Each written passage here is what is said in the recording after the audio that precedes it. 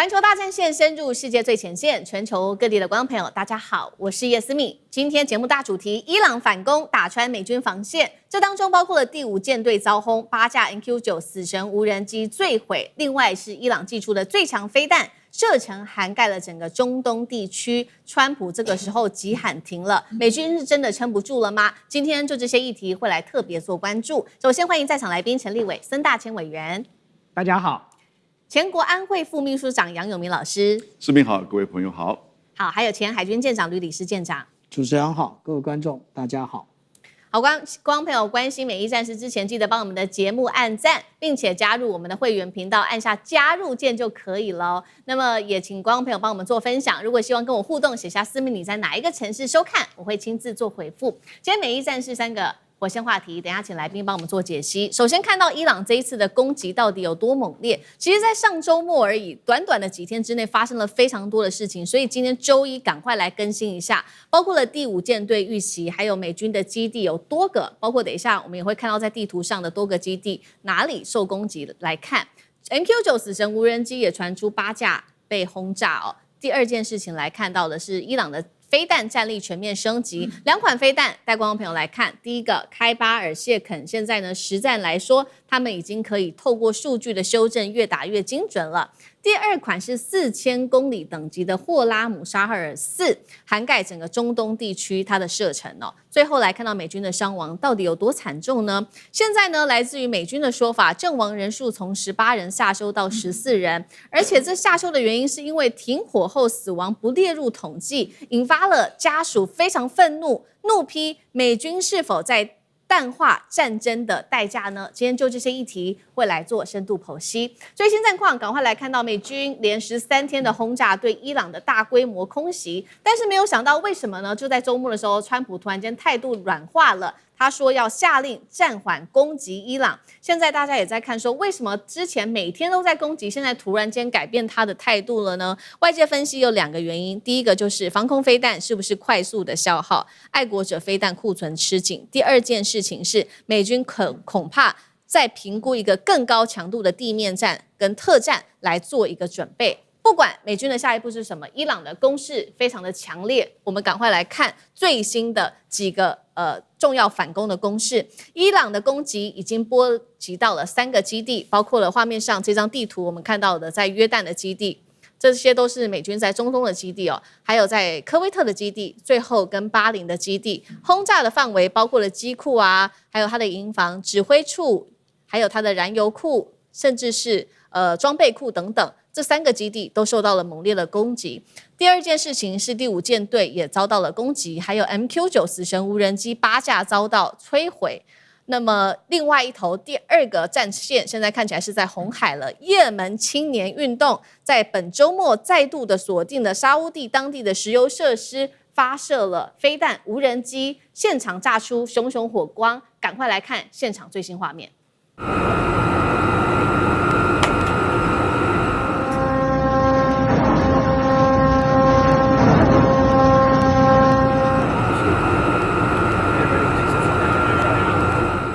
好，所以現在等於說，除了伊朗發動攻勢之外，還有也門青年組織也發動了各種的攻勢。再來，我們看到伊朗祭出的最強飛彈2款，第1款是開巴爾謝肯中程彈道飛彈，射程1000多公里，最大特色是它的高度機動化的一個部署方式，可以降低美軍提前被摧毀他們飛彈的一個風險。第2款飛彈來帶觀眾朋友看到的是霍拉姆沙赫爾4，這一款飛彈不一樣的地方是它的射程了，高達了4000多公里，涵蓋整個中東地區，甚至可以到南亞、印度洋區域去了。而且這一次呢，伊朗的飛彈攻擊越來越精準了。他們說呢，無論他們可以透過大量的戰場數據做學習，來調整飛彈飛出去的路線。屠防的方式也因此提升，還有命中的精準度。伊朗甚至喊說，他們部分的飛彈精準度已經高達了100%。再來就是我們看到美軍他們現在的攔截飛彈的成本高達了數百萬，讓他們備受壓力哦。航空這個防空的資源非常的昂貴，讓他們快要撐不住了。而且呢，現在時隔30年了，美軍再度的考慮要來生產愛國者2型飛彈，原因是他們認為已經不夠了，要來快速補充一下目前的庫存。節目一開始先請教孫委員了，怎麼看伊朗這一系列這麼多的一個攻勢？第5艦隊巴林、約旦、科威特，還有 MQ-9死神無人機被轟，紅海又有另外一場攻勢再起，中東基地已經從前進堡壘變成飛彈的靶場嗎？委員怎麼看這一波攻勢？對，如果我們要問說伊朗到底有把美國打得有多痛哦，你就光看這場戰事一路過來，其實都是川普在替伊朗發言哦。川普3不5時就告訴大家說，伊朗打電話給他說要和談了哦，伊朗找人傳話來說要和談了，伊朗已經準備好要和談了，和談的方案都已經準備好了。可是從頭到尾，伊朗都沒有正式的肯定或者是承認川普的這個談話的內容，所以川普一直不斷的在找下台階。從這一點，大家就可以知道到底是誰怕繼續打下去了。那你更不要講說，在這2次的停戰哦，我們上一次我們看到的這個停戰維持了一段時間，到這一次忽然又找了另外一個理由，又停戰了個幾天。其實這個停戰都是美軍主動停戰的哦，伊朗並沒有打算要停戰。所以從這一點就可以看得到，其實美軍在這場戰爭當中，其實有一點後繼無力的這個味道存在了。我們剛才講到了它的這個軍事裝備的損耗量太大了，到目前為止，薩德已經耗掉了80%了，只剩下2成的薩德飛彈。光在今年7月，愛國者飛彈就打掉了600枚到700枚了，這等於是愛國者飛彈1年生產的量啊，光7月就打掉了。那麼，所以現在美軍已經陷入到了另外一個進退兩難的困境哦。但是你回頭來看，其實伊朗在這場戰爭，他準備了20年到30年的這場戰爭，他從頭到尾他有他的節奏跟劇本的，他沒有亂打的。他從一開始他就抱定說，我要畢其功於一役。我準備了30年，這30年的這個準備，我一場戰爭我就要把所有的問題解決掉哦。所以你會發現，從一開始，伊朗就端出了所謂的去中心化指揮系統。我一直認為這是一個很聰明的部署哦，因為他早就已經預期到他的將領可能會被暗殺、會被斬首，所以他一開始就做了這樣的布局，代表說他這個戰爭從頭開始，他就是有計劃的來做推進。然後第二個，你發現說他用了很多廉價的哦。這個所謂的無人機，或者是相對比較低階的這個導彈，在第一階段的戰爭當中，耗盡了美國的這個防空飛彈的系統，包含美國盟國的防空飛彈系統，然後用這個無人機入侵去這個破壞了美國在整個這個波斯灣中東地區的這個雷達的防禦系統哦。所以接下來呢，他就可以好整以暇的拿出工具箱，精準的精良的武器，一個一個的來對美國造成重大的這個殺傷跟這個損害哦。那麼而且更重要的一點是，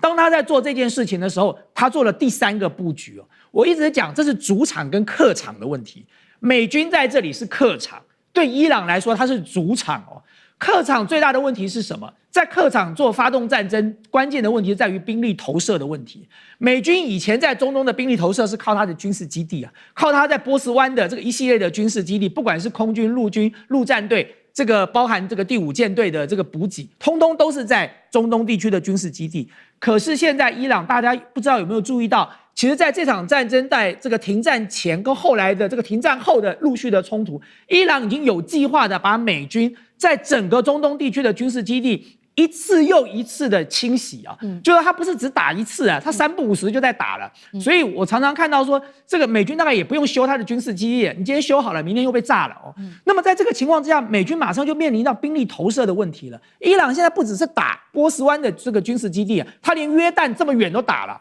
所以他主要展現的一個態勢是說，你任何一個國家，你只要你敢讓美國的這個空軍或者是陸軍進行部署投射，我就摧毀你。他這樣的做法是為了什麼？為了下半場做準備了。下半場如果美國的這個兵力投射發生了問題，那請問接下來他要怎麼打？那更重要的是，你看最近他攻擊的幾個點，巴林的這個第5艦隊海軍這個基地，為什麼？因為你現在美國的兵力投射，我說過，除了陸上的這個相關的基地之外，你就剩下航空母艦戰鬥群了。如果今天連第5艦隊的這個補給休整的基地都被打爛了，那你第5艦隊到底要到哪裡去進行後勤的補給啊？然後接下來你看到他在打科威特的這個多哈營地，他為什麼要打科威特的多哈營地？因為科威特的多哈營地是美國陸軍在中東最大的裝備儲存跟後勤保養的中心哦。更重要的一點是科威特的地理位置，如果美軍要針對伊朗發動地面戰爭，要這個攻擊哈爾克島，那麼科威特是最近的位置。所以今天他為什麼大家會看到他不斷的在攻擊科威特美軍的這個陸軍的基地？其實他就是為了要消耗美軍的戰力嘛。那更不要講到說，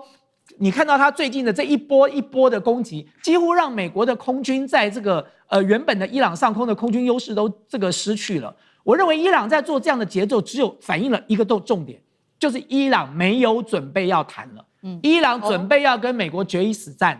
他已經做好了這個準備了，所以他才會一步一步的把美國逼到絕境了。好，現在看起來是伊朗沒有要談，所以他接下來包括攻擊的目標也都非常的明顯哦。除了委員剛剛幫我們提到的這個各個在中東地區的美軍基地打斷他們的補給線之外，還鎖定了這個美國的各式的高價武器，而使用的飛彈，剛剛我們特別看到了2款，包括了開巴爾謝肯跟霍拉姆沙赫爾4等等。重點是他們不斷的修正，他們發射了飛彈之後又不斷的修正，看這個當中可以做什麼樣子的一個改變，讓突防能力跟精準度再次的提高。這是他們的另外一招，讓美軍攔不住的一個攻勢嗎？那呂艦長又怎麼看？其實啊，剛剛主持人所特別說明的啊，也就是現在伊朗的各種飛彈，它已經沒有測試的過程了，它都是呢以戰代測，以戰代訓。也就是我直接攻擊，那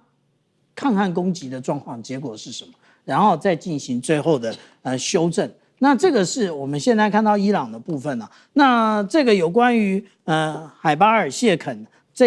枚飛彈呢，它長成這個樣子。那它告訴我們，一般的說法啦，是它可以打1450公里。那我們可以從它這邊的這個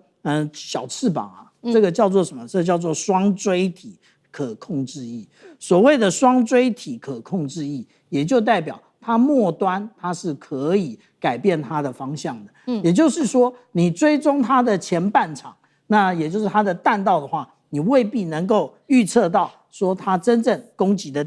點在哪裡。那這個是我們看到有關於這個以色列，那透過衛星掌握它的一個發射地點，不過它是一個車載的。也就是你掌握的就那一個時間點而已，可能等一會就開走了。那另外呢，我們講到一個霍拉姆沙赫爾的這個飛彈呢，這個飛彈其實更妙，也就是怎麼說？因為當初大家他所公開的資料是打2000公里，結果他打到哪裡？他要打到哪裡了？他要打到迪亞哥加西亞島了。那迪亞哥加西亞島到底距離伊朗有多遠？距離伊朗3862公里，意思也就是什麼？他公布的距離跟他實際可以射到的距離，其實差了將近1倍啊。那也就是我們看到啊，他那個時候對於迪亞哥加西亞島其實發射了2枚，一枚那我們剛剛講到了那個以戰代測啊，那就不見彈了。那另外一枚呢，其實美國發射了標準3型的飛彈進行攔截。那為什麼要攔截？因為快打到迪亞哥加西亞島了，所以要攔截啊。那這個如果按照美軍的說法說，哎呀，那它還很遠的話，那我請問你，你為什麼要花400萬美元的這個標準3型飛彈進行攔截？那是快要打到了才會做這種攔截的行動。但是我們剛剛講到的這個霍拉姆沙赫爾的這種飛彈呢，其實它不是一個很單純的彈頭而已，它是有集束彈頭的。那我們之前呢，在這一個有關於約旦或者是以色列上空，我們都會看到這樣像火樹銀花這種，這個就是集束炸彈。那它的集束炸彈也不是一種，那它有很多種。那如果配備這樣的一個彈頭的話，它幾乎可以打那個80枚啊。那也就是我們講到說，現在我們所了解的實際上的數據，那其實伊朗做了非常大程度的一個隱瞞。是，好，這個是有關於我們看到的美伊戰事的一個最新的戰況哦，還有伊朗的各式飛彈的武器的做解析。那另外我們也來看到，現在美軍傳出了一件事情哦，是讓包括了他的家屬哦，還有非常多的海軍的退役的將領都非常的不滿，就是呢最新消息，美軍傷亡數字開始做下修了。他曾經公布了說，目前打到現在，美軍死亡名單有18人，但是最新他把它調整成14個人了。當然，他也給出了理由說，減少了4個人，主要的原因是因為美伊曾經在4月份停火，在停火之後的數字就不列入死亡人數當中了。這消息一出，這個軍人的家屬就非常痛心哦，痛批說美軍蓋牌，憤而要求檢討。那這一位是海軍的退伍軍人，他叫做斯塔莫斯，他也認為說下修這個數字，犧牲的美軍的人數實在令人厭惡又作嘔。楊老師怎麼看這樣子的一個更改數字？基本上這個當然其實就是遮掩嘛，那當然就是對軍人的不尊重，因為你到4月7號就停，可是你1月17號開始跟伊朗在瑞士進行和談，然後呢，你7月7號又通知國會說你現在對伊朗再次的採取行動，這根本是一連續的這個戰爭。那之前美國的國會眾議院跟參議院都通過決議案，要求你立即撤軍。那你說，我們4月7號就停了，所以軍隊已經停止攻擊，那事實上並不是如此。然後你從7月7號開始的行為，美國的眾議院又通過一次法案，要求你立即要撤軍。所以這是一個整體的事件，你不全世界都把它當作就是美伊的這個戰爭，從2月28號打到現在為止嘛，只不過是打打停停。結果呢，你為了要讓數字好看，說我們死的人比較少，那你对那個最近死去的4位美國的士兵是怎麼看待呢？相關的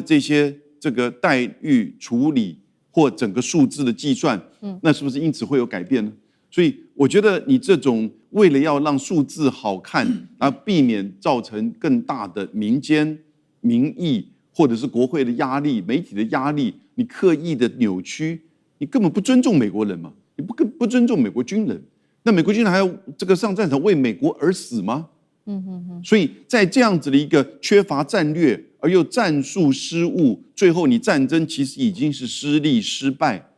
然後進行和談。那因為你不願意伊朗再崛起，你不願意伊朗成為中東強權，你不願意伊朗掌控荷姆茲海峽，你不願意伊朗威脅到以色列，所以呢，你要再打下去，再打下去，這死了4個人就大筆一揮不算，因為伊朗戰爭結束了，我們現在是一個新的戰爭，那給我一個名稱呢？那給我個名稱呢？這叫什麼戰爭呢？對不對？對。那事實上，你現在只是暫時的停火。那這個暫時的停火，你看到伊朗的回擊依然是這麼的強烈。那後續如果還會有人傷亡，你是怎麼樣去對待他們呢？所以你會讓美國人以及美國士兵會非常的心寒。我覺得接下來在參議院裡面會再一次的通過決議案，要求川普你要立即的撤軍，美國人不支持打這場你要去刪掉數字的戰爭。